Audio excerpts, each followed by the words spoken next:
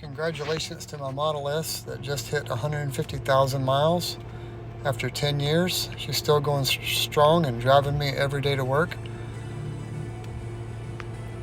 I just can't tell you how wonderful this 10-year-old Tesla is on its original battery. But let's check out what I drove today.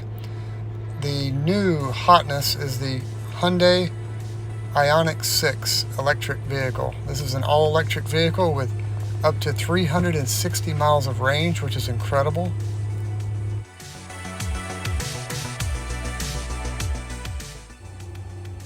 If you do get the Hyundai electric IONIQ 6, I highly recommend you go with the SE base trim.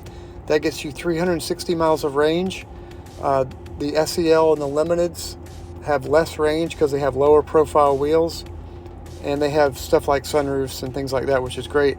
But you do not lose out on the safety stuff like the automatic braking, the lane keep assist, the parking sensors. All that is included on the SE. So you get all that safety stuff built in, which is great. And the SE, of course, has the tires that don't have the super low profile tires, which are a lot more comfortable. And to be honest, I don't think you lose out on a lot of equipment. You know, it still has 225 horsepower, which is great, but that 360 miles of range is great.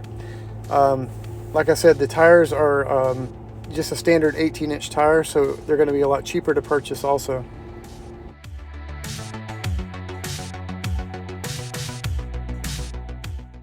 Now, I'm a huge Tesla fan, as you guys know, but I will say if you have not driven a Hyundai lately, they are night and day compared to 10 years ago. I mean, not even in the same ballpark. The build quality is right up there with Toyota and Nissan and Honda. I wouldn't for a second not recommend a Hyundai. And this one has so many cool style points. I mean, these little LEDs in the steering wheel. I mean, just really cool stuff. The little pixels everywhere. This car has so much style, and the interior build quality is really nice. And it's so quiet. It has the insulated glass, the sound deadening in the doors. I mean, this car is as quiet, or actually more quieter than my Tesla Model S. And I think you guys will be very, very surprised at how smooth and quiet it drives. Seems like all electric cars are going with the spunky door handles. I don't know why they do that.